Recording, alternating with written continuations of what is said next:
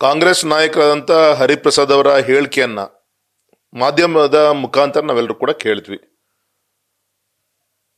ಒಬ್ಬ ಹಿರಿಯ ಸಂಸದೀಯ ಪಟುವಾಗಿ ಶಾಸಕರಾಗಿ ಸೇವೆ ಸಲ್ಲಿಸ್ತಾ ಇದ್ದಾರೆ. ಅಂತ ವ್ಯಕ್ತಿ ಇವತ್ತು ನಾಳೆ ಶ್ರೀರಾಮ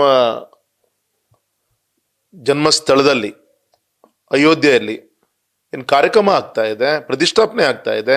ಆ ಸಂದರ್ಭದಲ್ಲಿ ಗೋಧರಾ ರೀತಿಯ ಘಟನೆ ಆಗ್ಬಹುದು ಅಂತೇಳಿ ಊಹಿಸ್ಕೊಂಡು ಅವ್ರು ಹೇಳಿಕೆಯನ್ನು ಕೊಟ್ಟಿದ್ದಾರೆ ಅಂದರೆ ಎಲ್ಲೋ ಒಂದು ಕಡೆಗೆ ಯಾವ ಆಧಾರದ ಮೇಲೆ ಇವರು ಈ ರೀತಿ ಅಂತ ಹೇಳಿಕೆಯನ್ನು ಕೊಟ್ಟರು ತನಿಖೆ ಮಾಡಬೇಕಾಗತ್ತೆ, ಎನ್ಕ್ವೈರಿ ಮಾಡಬೇಕಾಗತ್ತೆ. ಸಣ್ಣ ವಿಚಾರ ಅಲ್ಲಿ ಅದು ಒಬ್ಬ ಬೀದಿಲಿ ಹೋದಂಥವ್ರು ಮಾತಾಡೋದಕ್ಕೂ ಹರಿಪ್ರಸಾದ್ ಅವರು ಮಾತಾಡ್ಲಿಕ್ಕೂ ವ್ಯತ್ಯಾಸ ಇದೆ. ಒಬ್ಬ ರಾಜ್ಯಸಭಾ ಸೀನಿಯರ್ ಪಾರ್ಲಿಮೆಂಟೇರಿಯನ್ ಆಗಿ ಸೇವೆಯನ್ನು ಮಾಡಿದಂಥ ಒಬ್ಬ ಹಿರಿಯ ಕಾಂಗ್ರೆಸ್ ಪಟು. ಹಾಗಾಗಿ ಈ ದಿಕ್ಕಲ್ಲಿ ಗಂಭೀರವಾಗಿ ತೆಗೆದುಕೊಳ್ಬೇಕು, ಮತ್ತೆ ಅವರ ಹೇಳಿಕೆಯನ್ನ ತನಿಖೆಯನ್ನ ಮಾಡಬೇಕು. ಇದು ಒಂದು. ಎರಡನೇದು, ಕರ್ನಾಟಕದಲ್ಲಿ ನಿನ್ನೆ ಆಂಜನೇಯ ಅವರು ಎಕ್ಸ್ ಮಿನಿಸ್ಟ್ರು ನಮ್ಮ ಸಿದ್ದರಾಮಯ್ಯನವರ ಹೆಸರಲ್ಲೇ ರಾಮನ್ನ ನೋಡ್ತೀವಿ ಅಂತ ಅವ್ರು ಹೇಳಿಕೆ ಕೊಡ್ತಾರೆ. ಇನ್ನೊಂದು ಕಡೆಗೆ 30 ವರ್ಷಗಳಿಗೆ ಆದಂಥ ಘಟನೆಯನ್ನ ಈಗ ಹುಬ್ಳಿಯ ಕರಸೇವಕರ ಬಗ್ಗೆ ತನಿಖೆನ ಇವತ್ತು ಶುರು ಮಾಡ್ತಾ ಇದ್ದಾರೆ. ಅಂದ್ರೆ ಈ ರೀತಿ ರಾಮನ ಬಗ್ಗೆ ನಮಗೆ ಗೌರವ ಇದೆ ಅಂತ ಹೇಳೋದು ಒಂದ್ ಕಡೆಗೆ, ಇನ್ನೊಂದು ಕಡೆಗೆ ರಾಮನ ಭಕ್ತರ ಮೇಲೆ ಈ ರೀತಿಯಂತ ಷಡ್ಯಂತ್ರವನ್ನು ಏನ್ ಮಾಡ್ತಾ ಇದ್ದಾರೆ. ಈ ರೀತಿ ಹಿಂದೂ ವಿರೋಧಿ ನಡವಳಿಕೆ ನಡೀತಾ ಇದೆ.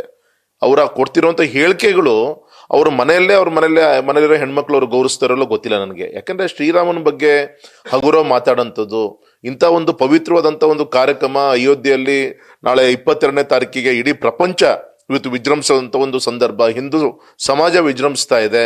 ಇಂಥ ಸಂದರ್ಭದಲ್ಲಿ ಈ ರೀತಿಯಂತ ಕ್ಷುಲ್ಲಕವಾದಂಥ ಹೇಳಿಕೆಗಳನ್ನ ಕೊಟ್ಕೊಂಡು ಅವರ ಒಂದು ಘನತೆ ಏನಂತ ತೋರಿಸುವಂತ ಪ್ರಯತ್ನ ಇದು ಆಗ್ತಿದೆ ಅಂತ ಹಂಗೆ ಅನಿಸ್ತಾ ಇದೆ. ಹಾಗಾಗಿ ಹರಿಪ್ರಸಾದ್ ಅವರ ಹೇಳಿಕೆಯನ್ನ ಅವ್ರನ್ನ ತನಿಖೆಗೆ ಒಳಪಡಿಸ್ಬೇಕು.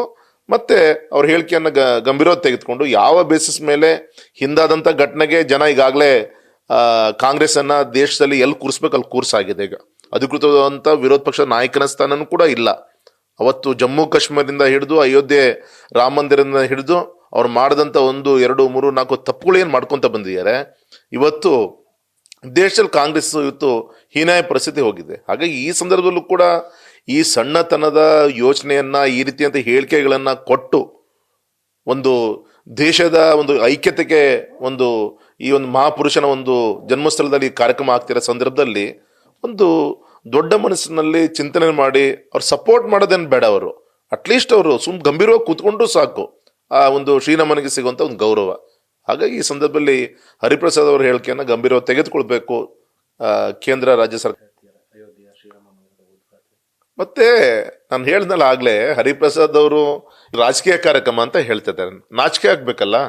ಯಾಕೆಂದ್ರೆ ಇದಕ್ಕೋಸ್ಕರ ಎಷ್ಟು ನಮ್ಮ ಹಿಂದೂ ಅಭಿಮಾನಿಗಳು ಜೀವನ ತೆತ್ತಿದ್ದಾರೆ, ಎಷ್ಟು ಶ್ರಮ ಹಾಕಿದ್ದಾರೆ, ಈ ಬೇಸಿಸ್ ಮೇಲೆ ಎಷ್ಟು ಜನರ ಬಲಿದಾನ ಆಗಿದೆ. ಇಷ್ಟೆಲ್ಲ ನಡೆದಾದ್ಮೇಲೂ ಕೂಡ ಇದೊಂದು ರಾಜಕೀಯ ಪ್ರೇರಿತ ಅಂತ ಹೇಳ್ತಾರಲ್ಲ. ವಿರೋಧ ಪಕ್ಷವಾಗಿ ವಿರೋಧ ಮಾಡಲಿ, ಒಂದು ಸೈದ್ಧಾಂತಿಕವಾದಂಥ ವಿಚಾರದಲ್ಲಿ ವಿರೋಧ ಮಾಡಬೇಕೇ ಹೊರತು ಈ ರೀತಿಯಂತ ಒಂದು ಭವ್ಯ ಶ್ರೀರಾಮ ಮಂದಿರದ ಒಂದು ಹಿಂದೂ ಮುಸ್ಲಿಮ್ಸ್ನೇ ಒಂದು ಗಲಾಟೆ ಆಗದ ರೀತಿಯಲ್ಲಿ ಸುಪ್ರೀಂ ಕೋರ್ಟ್ ವರ್ಡಿಕ್ಟ್ ಕೊಟ್ಟಾಗ ಎರಡೂ ಧರ್ಮಗಳು ಸ್ವಾಗತ ಮಾಡಿ ಇವತ್ತು ಎರಡೂ ಕೂಡ ಭವ್ಯ ಶ್ರೀರಾಮ ಮಂದಿರ ಮತ್ತೆ ಇನ್ನೊಂದು ಧರ್ಮದ ಒಂದು ನಿರ್ಮಾಣಗಳು ಕೂಡ ಸ್ಪಷ್ಟವಾಗಿ ಹೇಳಾಗಿದೆ. ಇಂಥ ಸಂದರ್ಭದಲ್ಲಿ ಎರಡೂ ಧರ್ಮ ಒಂದೂ ಕೂಡ ಕೋಮು ಗಲಭೆ ಆಗದ ರೀತಿಯಲ್ಲಿ ಆ ಸುಪ್ರೀಂ ಕೋರ್ಟ್ ವರ್ಡಿಕ್ಟ್ ಕೊಟ್ಟಾಗ ಸ್ವಾಗತ ಮಾಡಿ ಇಂಥ ಒಂದು ಒಳ್ಳೆಯ ಒಂದು ಕಾಲದಲ್ಲಿ ಇಂಥ ಬಾಲಿಶವಾದಂಥ ಒಂದು ಹೇಳಿಕೆ ರಾಜಕೀಯ ಪ್ರೇರಿತ ಕಾರ್ಯಕ್ರಮ ಅಂತ ಹೇಳ್ತಾರೆ ಅಂದ್ರೆ ಇದು ಅವರ ಘನತೆಗೆ ಧಕ್ಕೆದಲ್ಲ ಅಂತ ನಾನು ಈ ಸಂದರ್ಭದಲ್ಲಿ ನಾನು ಹೇಳಲಿಕ್ಕೆ ಇಚ್ಛೆ ಪಡ್ತೀನಿ. ನ್ಯೂಸ್ ಫಸ್ಟ್ ನಿರ್ಭೀತಿಯಿಂದ ನಿಮ್ಮ ಪರವಾಗಿ.